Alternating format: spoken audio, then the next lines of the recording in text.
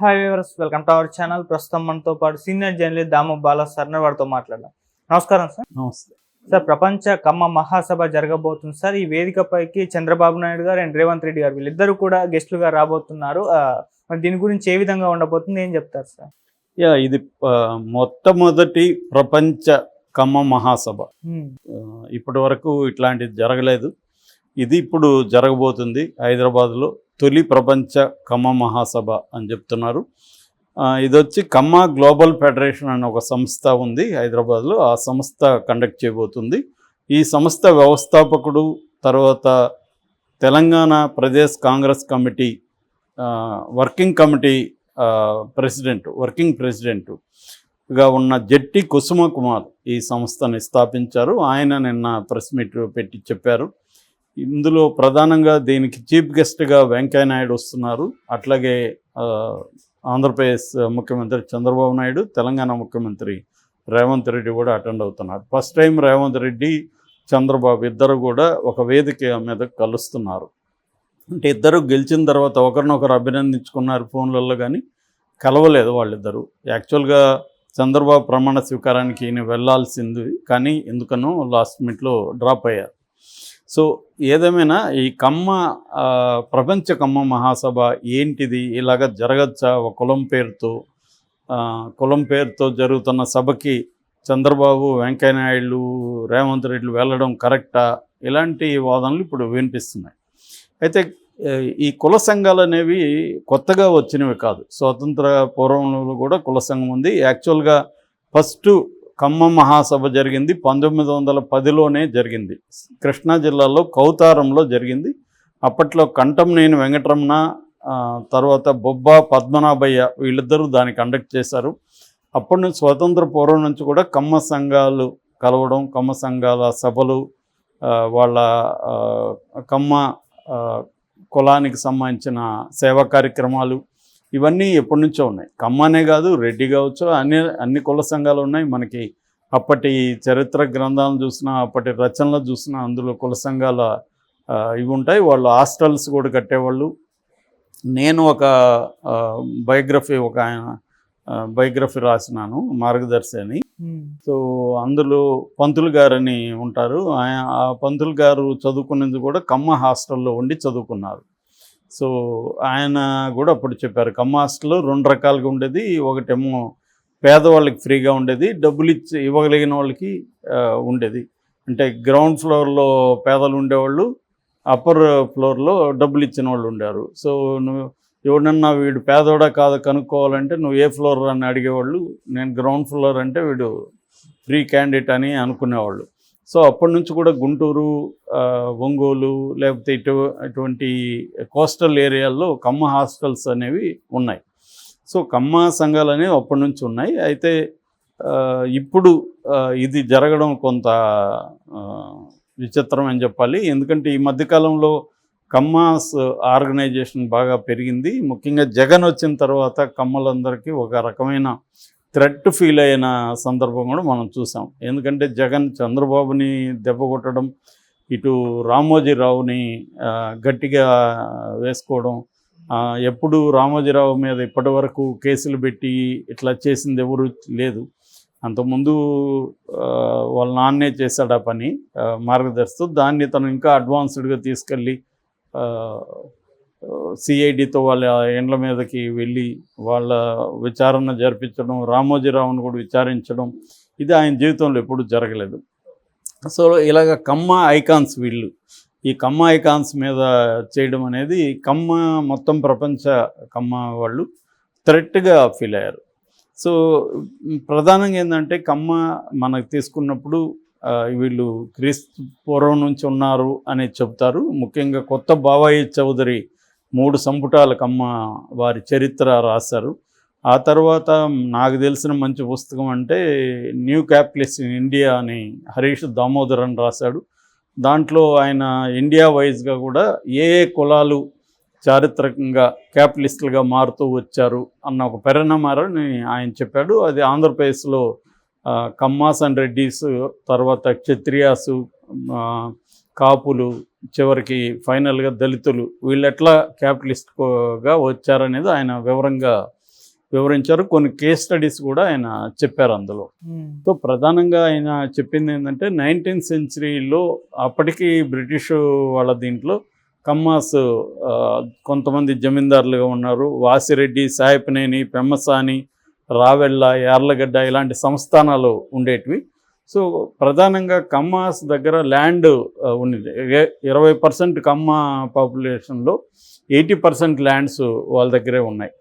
ఓవరాల్గా కమ్మ పాపులేషను మొత్తం జనాభాలో ఉమ్మడి ఆంధ్రప్రదేశ్లో 5 నుంచి 6% కంటే ఎక్కువ లేదు. కానీ బలంగా ల్యాండెడ్ వీళ్ళు. ఆ టైంలో 2 పరిణామాలు జరిగాయి. ఒకటేమో అప్పటి వరకు ల్యాండ్ అంతా ఎట్లా ఉండేదంటే పంటలకు మాత్రమే ట్యాక్స్ ఉండేది. ఏ పంటలు పండిస్తే ఆ పంటలకి ట్యాక్స్ ఉండేది. దాన్ని రైతువారి సిస్టమ్ కింద కార్నవాలిస్ తీసుకొచ్చాడు. దాంట్లో ఏమైందంటే ల్యాండ్స్ అన్నిటినీ కొలిచి ల్యాండ్ ఓనర్ ఎవరు నీట్గా రికార్డ్స్ క్రియేట్ చేయడం. నీకు 10 ఎకరాలు ఉంటే ఈ 10 ఎకరాలకి ఎకరాకి ఎంత ట్యాక్స్ అనేది క్లియర్గా ఫిక్స్ చేయడం, ఇవన్నీ చేశారు. అదే సమయంలో సర్ ఆర్థర్ కాటన్ ఆయన ఇంజనీరు, ఆయన ఇవి డ్యామ్స్ అవి కట్టాడు. బ్యారేజెస్ అవి కృష్ణా బ్యారేజ్ కావచ్చు, రాజమండ్రి దగ్గర ధవళేశ్వరం దగ్గర బ్యారేజ్ కావచ్చు. దీనివల్ల ఏంటంటే ఆనకట్టలు కట్టినప్పుడు వాటర్ ఒక దగ్గర స్టోర్ చేసి వాటిని పంటలకి వదలడం అనేది చేశారు.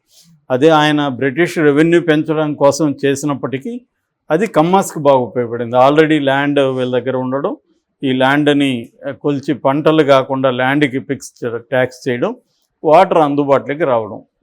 దీంతో వీళ్ళు ఏమయ్యారంటే కమర్షియల్ క్రాప్స్, క్యాష్ క్రాప్స్ అంటారు వాటిని. అంటే నీళ్ళు మందు కావచ్చు, పొగాకు కావచ్చు, కాటన్ కావచ్చు, పసుపు కావచ్చు, ఇలాగా రకరకాల కమర్షియల్ క్రాప్స్, తిండి గింజలు కాకుండా కమర్షియల్ క్రాప్స్ పండించడం. దానివల్ల పెద్ద ఎత్తున ఉత్పత్తి జరగడం. ఎందుకంటే ఏ పంట పండించినా ట్యాక్స్ ఒకటే కాబట్టి కమర్షియల్ క్రాప్స్. ఆ క్రాప్ పంటల నుంచి వచ్చిన ఉత్పత్తిని వాళ్ళు అమ్ముకోవాల్సి రావడంతో వాళ్ళు పక్కన టౌన్స్కి ట్రేడింగ్లోకి వీళ్ళే ఎంటర్ అవ్వడం. ఆ తర్వాత ఈ అగ్రో బేస్డ్ ఇండస్ట్రీలకు కూడా కమ్మాస్ ఎంటర్ అయ్యారు. అంటే ఎరువుల ఫ్యాక్టరీలు, చెరుకు ఫ్యాక్టరీలు, ఇలాగంతా వీళ్ళు రావడం. దాంతో అర్బనైజ్డ్గా మారడం.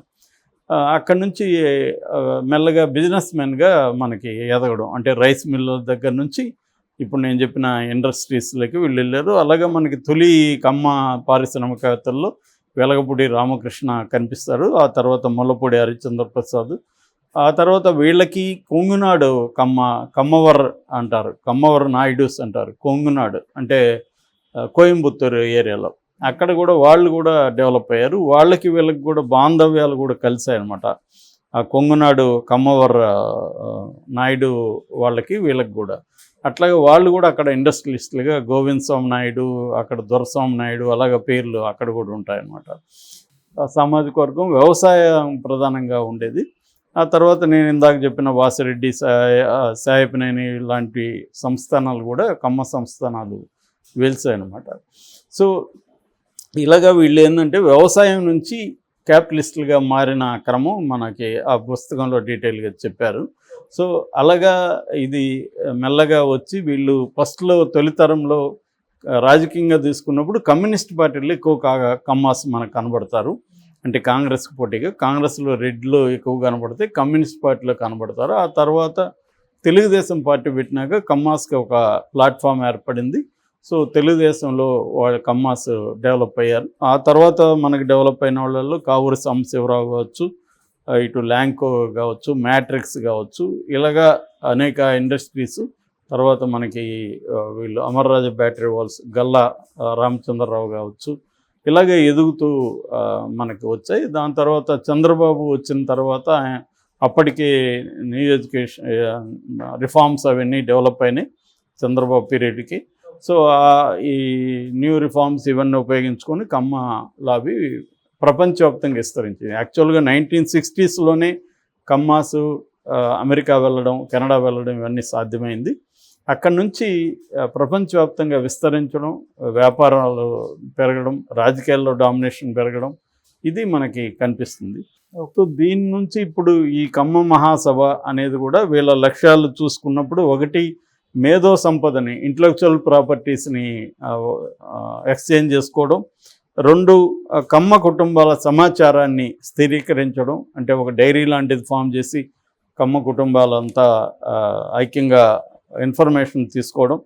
తర్వాత వెనుకబడిన కుటుంబాలకి హెల్ప్ చేయడం, కమ్మాస్లోనే వెనుకబడిన కుటుంబాలకి రాజకీయ సాధికారతను, అంటే ఏ పార్టీలో కమ్మాస్ ఉన్నా కూడా ఆ పార్టీలలో కమ్మ రిజర్వేషన్లు కోరుకోవడం, కమ్మాస్కి ఎక్కువ రాజకీయాల్లో సీట్లు తీసుకురావడం, ఇవన్నీ కూడా వీళ్ళ లక్ష్యాలు. అట్లాగే రూరల్లో స్కిల్ డెవలప్మెంట్ పెట్టి రూరల్ పీపుల్కి, అంటే కమ్మ కాకపోయినా కూడా పేదలకి కొంత చేద్దాం అనేది కూడా వీళ్ళు ప్రకటించారు.